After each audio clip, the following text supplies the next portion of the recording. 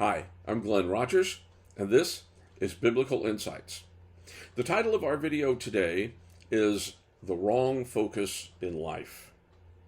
And it's based on a text from the book of Mark, which is what we're studying, chapter 6, verses 53 through 56. And this is section number 30 of our study of Jesus' life and ministry based on the Gospel of Mark.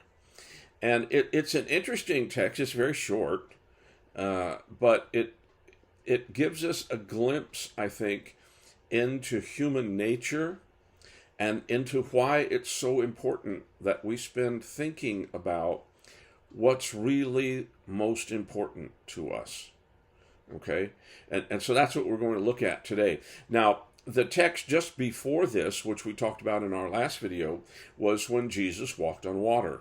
Okay, so he came down out of the hills, walked out onto the Sea of Galilee, and was walking on the water while his disciples were in the boat struggling with the wind and the waves, and he was about to walk right past them, frighten them. He said to them, it's me, don't worry, that's fine. And he went over and got in the boat, and when they got to the other side of the sea, then they went ashore, and these few verses tell us what happened then. And so that's what I want us to think about this morning. So we'll be reading from the Simplified New Testament, which is my translation of the New Testament. This happens to be the 4th edition of that. So let's see what Mark had to say here. It says, they landed at Gennesaret and went ashore. The people recognized Jesus right away, and as word of his arrival spread, people from everywhere came to him with their sick friends and their relatives. Everywhere he went, towns, villages, the open countryside, even the marketplace, they brought their sick and begged just to be able to touch the edge of his robes. And all who touched it were healed. Now, as I said, it's a very, very brief text. There's not a lot of information there, but it gives us, I think, some important information to think about in relation to our own lives and what we think is most important. Now, as we've made the point many, many times, Jesus, as a human being, as a man, is God living as a human being. Okay, and we call the process of God becoming a human the Incarnation, and there's many passages in the New Testament that talk about that.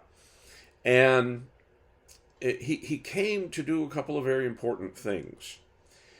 First, the most important thing he came to do was to offer himself as a sacrifice of atonement so sins could be forgiven and people could be saved. That's the most important thing he came to do. But he also, in the process of that, came to reveal God to human beings in a more complete way than he had been revealed in the Old Testament. The Old Testament is basically a series of books. Okay, 39 books in the Old Testament, the Jewish scriptures, and they talk about God, they demonstrate his interaction with Israel, and all sorts of things. And if you read the Old Testament, you can learn a lot about God. But the people still, even with all of that information, still didn't know an awful lot about God. And so God decided the best thing for him to do was to become one of the people and show them what he was like so they would understand. You see, because their thinking about God had to do with all of the heathen gods, all of the many idols and gods. There was this god and that god, the gods of these people, the gods of those people, and many people, even the Israelites for a period of time, tended to think of the one true God, Yahweh, in those same terms. And of course that was wrong. And so part of what God wanted to accomplish was to live as a human being so people could see how he lived. And so one of the things Jesus was doing as God living in human form was showing people how God would live as a human being, right?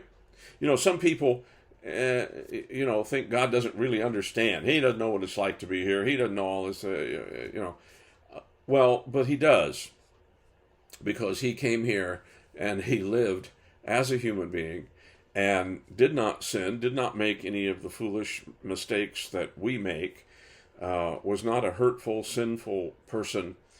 He was a kind, loving person. And while he was here, teaching people about God, then in the process of that, at the culmination of that, then he also offered himself as a sacrifice of atonement. But you see, those are all really important things, aren't they? God becoming a human being, living among us, showing us how to live, right? And then offering himself as a sacrifice, taking the punishment we deserved upon himself. He was punished in our place so we wouldn't have to be punished, so that our sins could be forgiven and we could be saved. You see, that's the good news of the gospel. God has made it possible for us to be saved, to avoid the punishment we deserve because we're guilty of sin, and allow us to be forgiven and saved, even though we don't deserve that. You see, and that's what grace is, unearned favor. We don't deserve God's favor, but he loves us anyway, and he's done these things for us. And these things are really important. I mean, is there anything more important than God becoming a human being and living among us to save us from ourselves? Is there anything more important than that? No, nothing more important than that. Okay? Nothing's more important than that. And so things that have to do with God and how to live and how to be saved and how to be the person he wants us to be, and how to have a relationship with God, how to love him back, right? Those things are terribly important. So when Jesus got out of the boat with his apostles, so when Jesus got out of the boat after they had crossed the lake and the people recognized him, what were they interested in? God as a human being? No. They wouldn't have really understood that if somebody had tried to explain it to them anyway. Were they interested in acknowledging their sin and turning from sin and being forgiven and being saved? No. Were they interested in how to live a better life? No, not really. Were they interested in having Jesus teach them so they would have deeper insights into life and the meaning of life and spiritual values and all? No, they weren't really interested in that. What were they interested in? Well, they wanted to bring their sick friends and family so Jesus could heal them. In other words, they were interested in what he could do for the physical side of life. They weren't terribly concerned about what he could do for the spiritual side of life. You see, their focus was all wrong. Their focus in life was wrong. They were focused on the surface level, physical things that aren't really important. Now, someone says, well, wait a minute. If you're sick, maybe so sick that you might die, that's kind of important that you get healed so that you can continue to live. Why would you say that's not important? Well, it is from the physical side of life, but in relationship to the spiritual side of life, it's not that important. Why? Because it's temporary. You see, we need to think in terms of this dichotomy that exists between the temporary, which is not very important, and the permanent, which is very, important. And we need to be focused on the permanent things. We need to be focused on the things that are going to transcend this life. You see, this physical body that I have is going to get old. I mean, you can tell mine's already getting pretty old, right? Been around for 71 years so far. I don't know how much longer it'll be around, but so far, 71 years, right? And it's getting old, and it'll continue to get older, and one day it won't work anymore. And it will just stop functioning. And I will be what we call dead. Okay? But will I, Glenn Rogers, the real me, who's in there, who so far has lived 71 years, who has made all kinds of decisions and choices and done all kinds of things and focused on this and on that and all that, will the real me be gone? No. No, the real me will continue to live. See? And when your body dies, the real you will continue to live. The you who is absolutely unique, who was created in God's image, who thinks, who deliberates, who recognizes options and alternatives, and who makes choices and decisions and then acts on those. Okay? A person who has values, a person who can think about right and wrong and good and bad, a person who can be strong and courageous. You see, the real you that's in your body will continue to live after your body dies. You'd be surprised how many people don't know that and how many people don't believe that. An awful lot of people, especially here in the West, right? An awful lot of people think that you are just your body, and when your body dies, you cease to exist. You're gone. You're not around anymore. You lived for 60, 70, 80 years, however many years you lived, and then you just stopped existing. You just were gone. Well, that's foolish. That's just foolish. And it isn't true. Okay? Once you begin to exist, you will exist forever as an individuated self, as a person who thinks and wills. And you can either live in relationship with God or not. You see?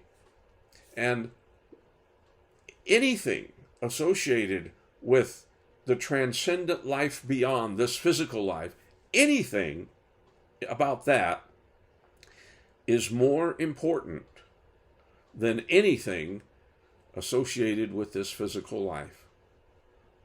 Because those things are permanent and this stuff is temporary. Do you see?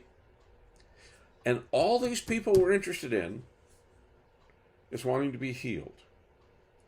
They wanted whatever physical benefits Jesus could give them. I can just imagine people sitting there as Jesus is teaching, right? And so he sits down and he teaches, and they're standing, or maybe they've sat down on the ground or whatever, right? And he's teaching them about important spiritual truths. And some of them are sitting there thinking, yeah, okay, let's get on with this. We need you to feed us, and we need you to heal the sick, okay? I'm sure there were some people sitting there thinking that, right? It's like in church when the preacher's preaching, people are sitting there thinking, all right, come on, get this thing done, right? We got to go eat lunch.